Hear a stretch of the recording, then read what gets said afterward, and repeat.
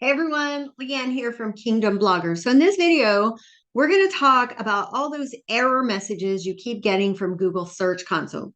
More specifically, when it's telling you your content's not being indexed.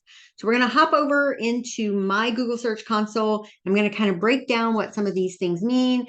And for the most part, it's really nothing you need to worry about. So let's hop over here.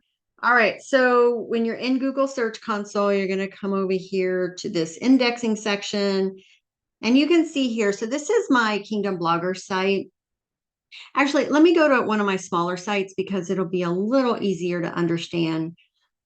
All right, so indexing, 178 indexed, 737 are not indexed. So let's open this up and check it out. So about maybe a month or two ago, maybe a little bit longer, actually, I think it was around Christmas, a lot of sites started getting hit with this content not being indexed. It was going to 404. If you scroll down here and it says, why aren't my pages being indexed? You'll see chances are the very first one is a not found 404, and it's a high number. If you click on this, it's going to show you all the URLs in question. Now, this is where you have to really look at this. Are these actual URLs on your site? Chances are they're not. Basically, there's these bots out there, and their whole purpose in life is to drive us as content creators, as bloggers, crazy. And somehow, I don't know the technical term for how they do this, but they create fake URLs for your site. So they are URLs with your blog.com slash, and then the slug part of it doesn't actually exist on your site. And so you can see, like here, I do not have, this has the 2019 limits. I don't have the date in my permalink. Some of these revealing the will of God, that is, it doesn't exist on my site at all. And so these are just, they're not found because they don't exist. These are nothing to worry about. They, Google kind of, I guess Google knows how to figure out the stuff doesn't exist. And so it's not going to impact your overall SEO or anything. It's not going to impact your site and your ability to rank. This is just one of those things that we have to deal with as bloggers. In my mind, like if they're smart enough to figure out how to do all this stuff, why can't they go put it to something productive and useful? But no, here we are.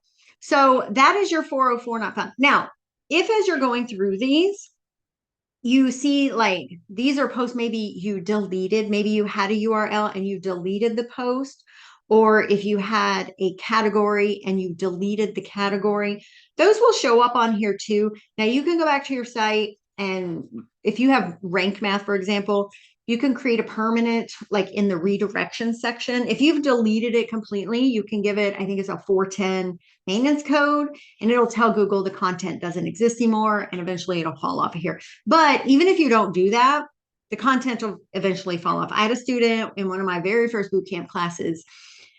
She had so many tags on her site. She had like over 100 tags. And of course, she went through and deleted them. Each tag was its own URL. And so she had this mass like red. After about a month or two, it just disappeared. It was gone. Google's like, okay, this stuff's not here. Nothing to worry about. All right, so the next one, so that's your 404. And you can see here, let's see if I can change. Well, this just goes back to December. If I could go back a little more, you'll see it was white, white, white. And then all of a sudden this stuff started showing. I want to say it was like maybe right after Thanksgiving or somewhere before Christmas. Actually, it's right here. It starts right here on Friday, December 8th. That's when I started getting hit with it on this site. And I can show you on this one got hit about the same day. So it's probably on yours, probably around the same day that you started getting this. Nothing to worry about. Okay, pages with redirects. So we can click on that one. These don't exist either. I don't even know what that 1000 is. Printable Bible, prayer prompts. Most of these don't even exist. Again, it's just somehow it's redirecting. So if I click on this, let me even just see what happens here. It goes to the post. So I mean, whatever. Nothing to worry about. It says validation failed. Did it started? So I can probably, I'm going to go back. Let's do another validation. Yeah, it's not going to let me validate it. Anyway, these don't exist. They're fake URLs. So again, nothing to worry about. Now, I will say if you, like if you're updating older content and you are like the slug on it isn't really good for SEO, so I'm going to change the slug. I just would leave the slug because if you do that, you will need to create a redirect for this post or else it doesn't exist anymore and it's a brand new post. If you don't know what that means, let me know and I'll make another video about that. But redirects is when it goes to one URL and it's redirected to something else. It's okay to have some that you like intentionally created, but just be mindful of creating a bunch of redirects. But these redirects, they don't even exist. Like, let me go back to this one. Pages with redirect 229. Let's see what it's showing on this one. And again, they suddenly start on a certain day. All these have that 1000 on the end of it. They are falsely generated URLs, but they do not impact your site. So they're nothing that you need to worry about. All right, some other ones, alternate page with proper canonical tag. This happens sometimes if you duplicate your content. Also so you have your archive feed, like your blog feed, but then when you share it, and then you also, I mean, there's all kinds of ways that you can have these alternate page with proper canonical tags. I wouldn't worry too much about this unless you specifically have duplicated content, or you could get this where you copy someone else's blog post in yours, like doing guest posts where you copy their post entirely, but it's actually published on another site. Don't ever do that. But this is just random stuff, nothing to worry about. The next one, no index. So if you have created content and given it the no index tag, like my privacy policies, things like that, or maybe have a landing page, then obviously these are going to be not indexed. That's what the no index tag is. Blocked due to 4XX issue. This comes up sometimes, and this started right here. This is your admin.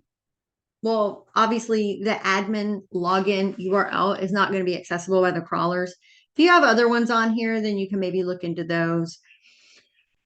Now, the one that I see most often, especially with newer bloggers just learning SEO, or maybe you just started your blog and you're like, I've published all this content, why is this showing? Is this crawled currently not indexed?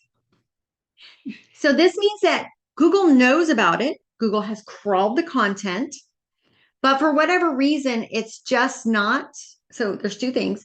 For whatever reason, if the URL shows up as actually a URL, that it knows about it, it's there, but it's not quite good enough for it to determine where to put it in the indexing. But more often than not, if you look at these URLs, they have the word feed or RSS on the end of them. On your blog, your homepage where you have the blog feed versus the actual blog URL, it's kind of two URLs that are created. So it's only going to index the original. So like on this one, how to start a prayer walk. How to start a prayer walk is indexed, but how to start a prayer walk /feed or /feed won't be indexed because that's not the URL for the post. That's just the archive feed or the RSS feed. So chances are when you click on this currently not indexed, it's going to show, and it's going to have either feed, RSS, or maybe both. And it should be that way. It's not going to index the feed version of the URL. So let's see what other ones. Duplicate. Google chose different canonical users. This one shouldn't happen very often. This again is when so these are the pages on your site. And notice, so it says page 6, but I mean, why didn't it do page 2, 3, 4, and 5? So this is your archive feed from your homepage if nobody ever clicks there, but usually you have like 10 showing on your homepage and then they can go to page 2, 3, or whatever. Those are not going to be indexed because they're an archive feed. So that's kind of it. Again, like I know a lot of people, I keep seeing this, people asking, I'm trying to figure out why my content isn't being indexed. look at the things on each line item, click and open it up. The 404 errors, chances are you're going to have a lot of URLs. You're going to be like, I did not create that content. It's normal. It's those spam crazy bots out there. Nothing you can do about it. Don't spend any more time or effort worrying about it. It just is part of this.